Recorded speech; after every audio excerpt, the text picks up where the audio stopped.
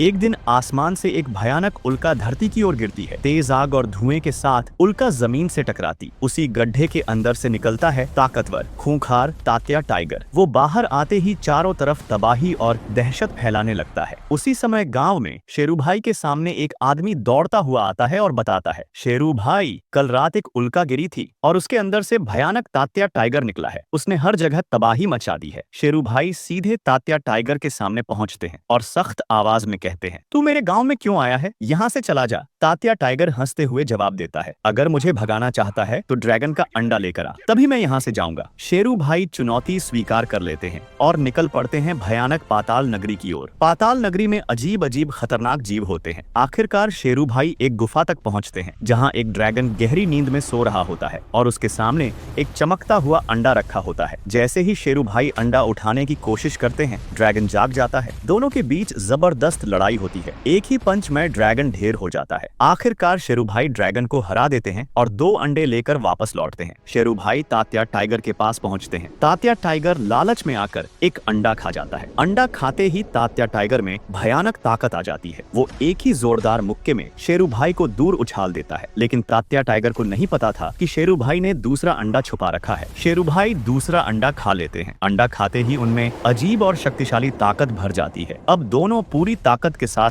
आमने सामने होते हैं। जबरदस्त लड़ाई होती है। आखिर में शेरू भाई तात्या टाइगर को एक ही जोरदार मुक्के में वापस अंतरिक्ष में उड़ा देते हैं। गांव बच जाता है। गांव वाले तालियां बजाते हैं और शेरू भाई फिर से गांव के हीरो बन जाते हैं।